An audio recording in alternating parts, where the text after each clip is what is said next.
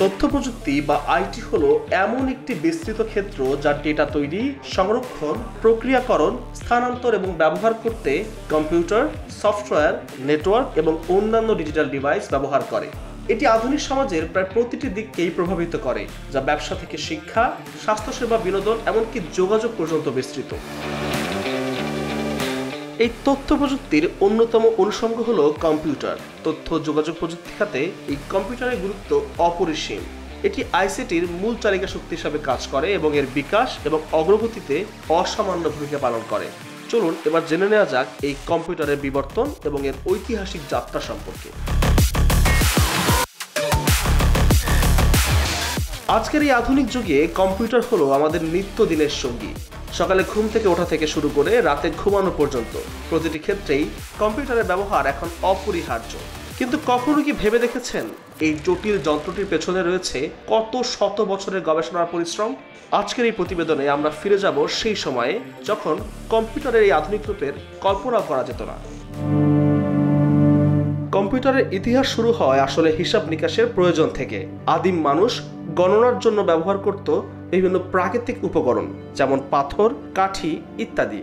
এরপর এলো এবাকাসের মতো গণনা যন্ত্র। এই যন্ত্রগুলোকে বলা যায় আধুনিক কম্পিউটারের পূর্বসূরি। এই প্রাচীন যন্ত্রগুলো গণনার কাজে বিপ্লব নিয়ে এসেছিল। কালের পরিক্রমায় নেপিয়ার বোনস এবং স্লাইড রুলের মতো আরো উন্নত যন্ত্র আবিষ্কার হলো, যা সেই সময় জটিল সব গণনার সমাধান করত। 17 শতকে ব্লেইজ পাস্কেল এবং গডফ্রিডের মতো গণিতবিদ এবং বিজ্ঞানীরা মেকানিক্যাল ক্যালকুলেটর তৈরি করেন, যেগুলো যোগ বিয়োগ, গুণ ভাগ এমনকি বর্গমূল নির্ণয় করতেও সক্ষম ছিল। এটি ছিল কম্পিউটার বিজ্ঞানের একটি বড় অগ্রগতি। এরপর 19 শতকে চার্লস ব্যাবেজ অ্যানালিটিক্যাল ইঞ্জিন নামে একটি যন্ত্রের নকশা করেন, যা আধুনিক কম্পিউটারের ধারণার ভিত্তি স্থাপন করে। যদিও তার সময় এটি তৈরি করা সম্ভব হয়নি, তবুও ব্যাবেজকে এই কম্পিউটারের জনক হিসেবে বিবেচনা করা হয়।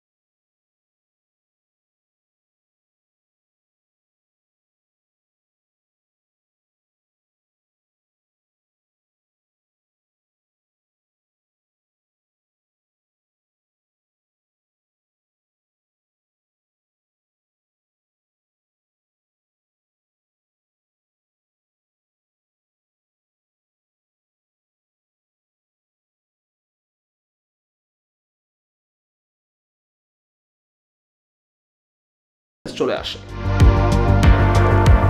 2000 দশকে প্রযুক্তিগত অগ্রগতি আরো ত্বরান্বিত হয়। ল্যাপটপগুলো আরো শক্তিশালী হয় এবং পোর্টেবল হয়ে ওঠে। এর আগ পর্যন্ত মোবাইল ফোনগুলো কেবল কল করার এবং টেক্সট পাঠানোর ডিভাইস হিসেবে কাজ করলেও এই সময় থেকেই এর বহুবিধ ব্যবহার শুরু হয়। ফেসবুক এবং টুইটারের মতো সোশ্যাল মিডিয়া প্ল্যাটফর্মগুলোর আবির্ভাব ঘটে এরপর, যার ফলে কম্পিউটারের ব্যবহার এবং যোগাযোগ প্রযুক্তির ব্যবহারে বৈপ্লবিক জনপ্রিয়তা চলে আসে। 2010-এর দশকে স্মার্টফোন এবং ট্যাবলেটের আধিপত্য দেখা যায়, যা সর্বত্র সবসময় কম্পিউটিংয়ের যুগের সূচনা করেছিল। এ সময় ক্লাউড কম্পিউটিং ডেটা সঞ্চয় এবং অ্যাক্সেস করার পদ্ধতিতে বিপ্লব ঘটিয়েছে, যখন কৃত্রিম বুদ্ধিমত্তা বা এআই আমাদের চারপাশের প্রযুক্তিতে আরও বেশি শক্ত অবস্থান তৈরি করে। এই দশকটি স্মার্টফোন, ক্লাউড কম্পিউটিং এবং কৃত্রিম বুদ্ধিমত্তার উত্থান দেখেছে। যা ডিজিটাল ল্যান্ডস্কেপকে চিরতরে পরিবর্তন করে দিয়েছে। 2010-এর দশকের অন্যতম ঘটনা হলো স্মার্টফোনের উত্থান। এ সময় আইফোন এবং অ্যান্ড্রয়েড ডিভাইসগুলোর সাথে কম্পিউটারগুলো আমাদের পকেটে ফিট করার মতো যথেষ্ট ছোট হয়ে যায়, যা আমাদের তথ্য এবং যোগাযোগের অবিচ্ছিন্ন অ্যাক্সেস প্রদান করে। অ্যাপ স্টোর এবং গুগল প্লে স্টোরের আবির্ভাবের ফলে অ্যাপের বিকাশ ঘটে, যা আমাদের ফোনগুলোকে বহুমুখী সরঞ্জামে পরিণত করে। এর ফলে গেমিং, সোশ্যাল মিডিয়া এবং অন্যান্য ব্যবহারে এটি জনপ্রিয় হয়ে ওঠে। এই দশকে ক্লাউড কম্পিউটিং ছিল অন্যতম গেম চেঞ্জার। ড্রপবক্স এবং গুগল ড্রাইভের মতো পরিষেবাগুলোর মাধ্যমে আমরা আর আমাদের ডেটা কোনো চিপে সঞ্চয় করতে সীমাবদ্ধ ছিলাম না। ক্লাউড আমাদের যে কোনো ডিভাইস থেকে ফাইল অ্যাক্সেস এবং তা শেয়ার করার সুবিধা এবং স্কেলেবিলিটি এবং নির্ভরযোগ্যতা প্রদান করে। কৃত্রিম বুদ্ধিমত্তা এ দশকেই উল্লেখযোগ্য সফলতা অর্জন করে। এআই চালিত ভার্চুয়াল সহকারী যেমন শ্রী এবং অ্যালেক্সা আমাদের জীবনে প্রবেশ করেছে, যখন মেশিন লার্নিং অ্যালগরিদমগুলো সেলফ ড্রাইভিং গাড়ি সহ বিভিন্ন ক্ষেত্রে বিপ্লব ঘটিয়েছে। 2010-এর দশকের সোশ্যাল মিডিয়া ল্যান্ডস্কেপও নাটকীয়ভাবে বিকশিত হয়েছে। ফেসবুক বিশ্বব্যাপী একটি প্রভাবশালী শক্তি হিসাবে আবির্ভূত হয়েছে। ইনস্টাগ্রাম এবং স্ন্যাপচ্যাটের মতো নতুন প্ল্যাটফর্মগুলি ভিজুয়াল সামগ্রীর উপর ফোকাস করে এ সময় জনপ্রিয়তা অর্জন করে। এ দশকে সোশ্যাল মিডিয়ায় আমরা সংবাদ গ্রহণ করা শুরু করি, তথ্য শেয়ার করা শুরু করি এবং একে অপরের সাথে সরাসরি যোগাযোগ করতে শুরু করি। এ সময় সোশ্যাল মিডিয়ায় সংবাদ গ্রহণ করা, তথ্য শেয়ার করা এবং একে অপরের সাথে সরাসরি যোগাযোগ করার পদ্ধতিতে বৈপ্লবিক পরিবর্তন চলে আসে। তবে এ সময় নতুন এক হুমকির আবির্ভাব হয়, যা ছিল প্রাইভেসি কনসার্ন এবং ভুয়া খবরের বিস্তার। এই চ্যালেঞ্জগুলো বিশ্ববাসীকে চিন্তায় ফেলে দেয়। Privilege access management. That means protect your administrator. It does not protect all your. Identity management is a huge field. তারপর আছে DLP, data loss protection. So even Western world, we are not prepared. Our grid system in the Western world was built in 70s. Anybody can hack. We know ins and out and certain things we do that we don't expose to the rest of the world, and we try to keep it under. So the world's largest database called X-Force database, যেখান থেকে আমরা information প্রতি সেকেন্ডে update, প্রতি মিলি সেকেন্ডে update হয়, and lot of renowned vendors তাদের কাছ থেকে ইনফরমেশন নিচ্ছে। তো সেরকম ক্যাপাবিলিটি থাকতে হবে, সেরকম ক্যাপাবিলিটি আপনি ইউনিট ট্রেন করতে হবে আমাদের সাইবার সিকিউরিটিতে। 2010-এর দশকে কম্পিউটার প্রযুক্তির দ্রুত অগ্রগতি আমাদের জীবনকে নানাভাবে প্রভাবিত করেছে। এরপর চলে আসে 2020-এর দশক, যেখানে আমরা কম্পিউটার প্রযুক্তির সাধারণ চিন্তার সীমানা অতিক্রম করতে থাকি। ভার্চুয়াল রিয়েলিটি এবং অগমেন্টেড রিয়েলিটি আমাদের ডিজিটাল এবং বাস্তব জগতের মধ্যে লাইন ঝাপসা করে দিয়েছে, যখন স্মার্ট হোম ডিভাইস এবং সেলফ ড্রাইভিং গাড়ি কল্পবিজ্ঞানকে বাস্তবতায় পরিণত করেছে। 2020-এর দশকের শুরুতে কোভিড-19 মহামারী আমাদের জীবন এবং কাজের পদ্ধতিতে ব্যাপক প্রভাব ফেলেছে। দূরবর্তী কাজ এবং শিক্ষার প্রয়োজনীয়তার ফলে ভিডিও কনফারেন্সিং, বিভিন্ন রকম সহযোগিতা সরঞ্জাম এবং ক্লাউড ভিত্তিক পরিষেবাগুলো বেশ জনপ্রিয় হয়ে উঠেছে এ সময়। 2010-এর শুরু থেকেই কৃত্রিম বুদ্ধিমত্তা উল্লেখযোগ্য অগ্রগতি অব্যাহত রেখেছিল, যা 2020 সালে এসে ব্যাপক গতি লাভ করে, বিশেষ করে মেশিন লার্নিং এবং ডিপ লার্নিং এর ক্ষেত্রে। জেনারেটিভ এআই মডেলগুলোর আবির্ভাব যেমন বিং, GPT-4 এবং DALL-E 2 বাস্তবসম্মত জ্ঞান, কোড এবং ছবি তৈরির জন্য ক্ষমতা প্রদর্শন করেছে। এমনকি অনেক সৃজনশীল কাজ এবং উদ্ভাবন করে চলেছে এই কৃত্রিম বুদ্ধিমত্তাগুলো। এমনকি এবছরই একটি চলচ্চিত্র তৈরি করে ফেলেছে GPT-4 এর নির্মাতা প্রতিষ্ঠান OpenAI, যার নাম দিয়েছে সোরা AI।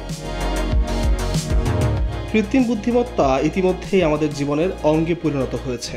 স্মার্টফোন থেকে শুরু করে স্বয়ংক্রিয় গাড়ি, সব জায়গাতেই এআই এর ছোঁয়া। এই প্রযুক্তি অনেক ক্ষেত্রে আমাদের জীবন সহজ করে দিচ্ছে, কিন্তু এর পাশাপাশি উঠে আসছে নানা প্রশ্ন এবং শঙ্কা। অনেকেই আশঙ্কা করছেন এআই ভবিষ্যতে মানুষের চাকরি কেড়ে নিতে পারে। এছাড়াও আছে এআই অস্ত্র প্রযুক্তিতে ব্যবহারের ঝুঁকি। কৃত্রিম বুদ্ধিমত্তা, কোয়ান্টাম কম্পিউটিং এবং ন্যানো প্রযুক্তির অগ্রগতির সাথে এর সম্ভাবনাগুলো সত্যি অপরিসীম। যদিও অনেকেই বিশ্বাস করেন যে কোনো একদিন হয়তো মানুষকে প্রতিস্থাপন করে ফেলবে এই কৃত্রিম বুদ্ধিমত্তা। তবে এ বিষয়ে বেশ কিছু ভিন্ন মত রয়েছে এবং যুক্তিও রয়েছে। And things like GPT-4 AI চ্যাটবটের কিছু বিষয় বেশ ভয়ঙ্কর রূপ রয়েছে।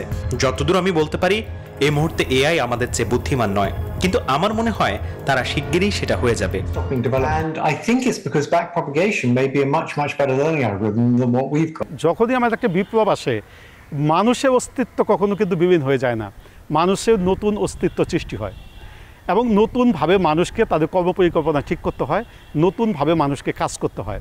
যেমন আমাদের যদি বলতে চাই আইওটি, ইন্টারনেট অফ থিংস, এই ইন্টারনেট অফ থিংস একটা কিন্তু নতুন এরিয়া সৃষ্টি হচ্ছে, যেখানে প্রচুর লোকের কাজ করার অপরচুনিটি তৈরি হবে।